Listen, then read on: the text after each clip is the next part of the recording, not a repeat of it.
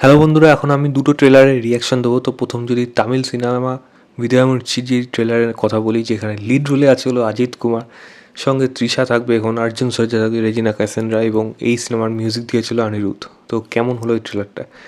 এক কথা বলতে গেলে অজিত কুমারের যা তার লাইনের ছিল, যা যা সিনেমা, সেই সিনেমার যদি আমি কোয়ালিটি বা স্টাইল যদি সেগুলো নিয়ে কথা বলি, এই সিনেমাটা ফার হবে, মানে অনেক এগিয়ে রয়েছে। এই সিনেমাটা যেরকম ডিজাইন করা হয়েছে, ট্রেলারটাকে যেরকম কাট করা হয়েছে, এবং সেখানে বিদায় যে টাইটেল ট্র্যাকটা চলছে, অনিরুদ্ধের সত্যি প্রশংসা করা উচিত। মানে কোন লেভেলে নিয়ে যেতে পারে একটা ট্রেলারকে, আর সেরকমই কিন্তু ট্রেলারও হয়েছে এটা। জাস্ট খুবই সিম্পল একটা গল্প, কিন্তু সিম্পল গল্পের মধ্যে যে ব্রুটালিটি লেভেল থাকবে সেটা কিন্তু একটা একটা হোলসাম এন্টারটেনমেন্ট হতে চলেছে, এইটুকু বোঝা যাচ্ছে। অজিত কুমার, তার ওয়াইফ সম্মত এখানে তৃষা, যে এখানে কিডন্যাপ হয়ে যাচ্ছে এবং তাকে খুঁজতে তার হাজব্যান্ড বেরিয়ে পড়ছে। নতুন নতুন কিছু ক্যারেক্টার আসছে। অর্জুন সর্জা ক্যারেক্টারটা যে খুবই একটা সাসপিসিয়াস ক্যারেক্টার, কিন্তু তার ওয়াইফ এখানে আবার ক্যাসান্ড্রা। রেজিনা বলছে যে তার তার স্বামীকে ইন্ট্রোডিউস করে দিচ্ছে, এবং পরে গিয়ে দেখা যাচ্ছে এমন একটা ঘটনা হচ্ছে যেখানে এই অজিত কুমার ক্যারেক্টারটা অনেকগুলো হার্ডলস ফেস করতে হচ্ছে। এবার তার এই বউকে খুঁজতে যাওয়ার ব্যাপারে সে কী কী জিনিস ফেস করে, এবং মেন কালপিট কে, তাকে কে কিডন্যাপ করেছে সেটা তো অবশ্যই জানা, এবং সঙ্গে কীভাবে তার সাথে বদলা নেবে এবং নিজের বউকে বাঁচাতে পারবে নাকি, সেই নিয়েই হয়তো সম্ভবত এরকমই সিনেমা রয়েছে। কিন্তু অ্যাব্রোড আজারবাইজানে বলছে যে শ্যুটিং হচ্ছে, এবং সেই জায়গাগুলো লোকেশন ওয়াইজ, মানে সিনেমাটোগ্রাফি হোক, সেখানে সাউন্ডের ডিজাইন, টেকনিক্যাল ডিপার্টমেন্টটা বেশ ভালো। যেরকমভাবে এডিট করা হচ্ছে, অ্যাকশন সিনগুলোকে যেরকম দেখতে লাগছে, সত্যি সেগুলো কিন্তু টপ নচ হয়েছে। বলতে গেলে ব্রুটালিটি যেরকম লেগে থাকে, সেগুলো কিন্তু এখানে বেশ ভালো রকমভাবেই রয়েছে। তো সেগুলো কিন্তু দেখতে বেশ ভালো লাগছে, এবং অজিত কুমারকে প্রচণ্ড স্টাইলিশ লাগছে, এবং সেটা কিন্তু পুরো এই বডি ল্যাঙ্গুয়েজটা পুরোপুরি ক্যারি করছে। আশা করি এই সিনেমাটা কিন্তু ব্যাপক হবে। তবে দুঃখের বিষয়, এটা হয়তো হিন্দিতে রিলিজ করবে কি না আমি জানা নেই। মনে হয় করবে না, কারণ তারা করে না হিন্দিতে। অজিত কুমার সিনেমা তো করেই না, থালাপতি বিজয়ের সিনেমা তবুও করে এখন। অজিত কুমার তো করেই না, তো এই সিনেমাটা আমি তো হলে দেখতে যেতে পারবো না সম্ভবত। তো যদি যখন হিন্দিতে অ্যাভেলেবেল হবে, সেটা যেইভাবেই হোক, আমি সেটা দেখে আমি সেটা রিভিউ করবো। আমি ট্রেলার লিঙ্কটা দিয়ে রাখবো ডেসক্রিপশনে, আপনারা অবশ্যই গিয়ে চেক করবেন। দ্বিতীয় যদি কথা বলি, সেটা হলো ডেয়ার ডেভিল বর্ন এগেইন, তার ট্রেলার চলে এসেছে, এবং এই ট্রেলারটা কিন্তু বলতে গেলে ব্যাপক হয়েছে।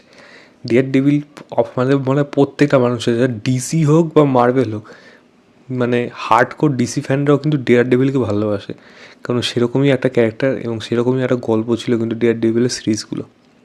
এই গল্পের মধ্যেও সেরকমই দেখা হচ্ছে যে কিংপিন, যে এখন যে তার তার যে পলিটিক্যাল ক্যাম্পেইন ছিল সেটা করার পর সে এখন মেয়র হয়ে গেছে, এবং তার সাথে দেখা করতে আসছে, মানে ডেয়ারডেভিলের সাথে দেখা করতে আসছে। কিন্তু তার সাথে কিন্তু তার যে ক্ল্যাশটা ছিল, সেটা কিন্তু সেই লেভেলে এখন আর দেখাচ্ছে না। এটা এখন মানে মাইন্ড গেমের উপর পুরোপুরি চলছে, আর বলছে যে তুমি কেন সে ভিজিল্যান্টের ব্যাপারটা নেই তোমার মধ্যে। তখন চার্লি কক্স, মানে আমাদের ডেয়ারডেভিল, বলছে যে একটা লাইন ক্রস হয়ে গেছিলো, ব্যাপারটা কিছু একটা ঘটনা ঘটেছিল। তারপরে এক একটা ঘটনা ঘটতে থাকে, এবং যেখানে অনেকগুলো নতুন ক্যারেক্টারকে এখানে দেখা যায়, যার মধ্যে পুরোনো ক্যারেক্টার পানিশার আছে বা বিগ রয়েছে, তারা কিন্তু আগে ছিল।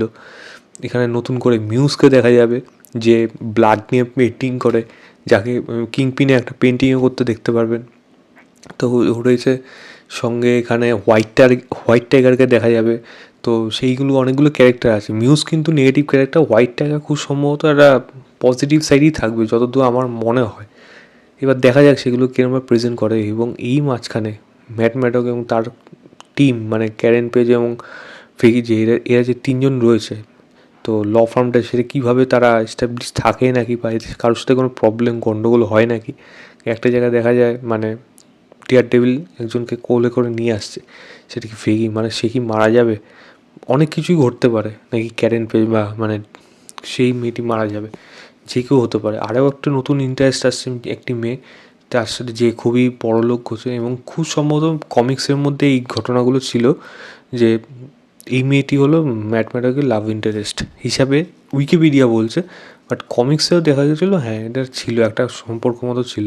এবার এই মেয়েটিই বা কে, এবং এই যে নতুন নতুন হার্ডেলগুলো আসছে, তার পেছনে মাথাটাকে কিংপিন নাকি অন্য কেউ রয়েছে, ম্যাট ম্যাডক কীভাবে তাদের হাত থেকে মানে পুরোপুরিকে রক্ষা করতে পারে সেটা কিন্তু দেখা যাবে। তো এই ট্রেলারটাও কিন্তু ব্যাপক হয়েছে এবং এই ট্রেলারের মানে ব্রুটালিটি মানে নেক্সট লেভেল চলে গেছে। ডেয়ারডেভিল সব কিছু ছাড়িয়ে দেবে, হাত ভেঙে যাচ্ছে, রক্ত বেরিয়ে আসছে, হাত পা হাঁটু ভেঙে দিচ্ছে, মাথা তুলে আছাড় মারলো, ঘাট ঠাড় ভেঙে গেল রীতিমতো, মানে ব্রুটালিটি নেক্সট লেভেলে চলে গেছে। তো এই কাজটা মার্চ মাসে 5 তারিখ আসতে চলেছে, দেখা যাক। যতদূর শুনেছিলাম 18খানা এপিসোড হবে এই সিজনে এবং 9টা এপিসোড হয়তো এখন ছাড়বে, হটস্টার যেটা করে থাকে, তো বলে লাভ নেই।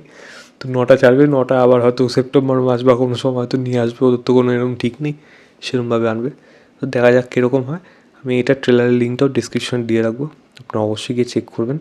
এবং মানে ম্যাট ম্যাডক বা ডেয়ারডেভিলের যে মাস্কগুলো দেখা গেলো সেগুলো দেখে কিন্তু বেশ ভালো লাগলো। এবার লড়াইটা সত্যি কী লেভেলে যায় সেটাই দেখার মতো বিষয়।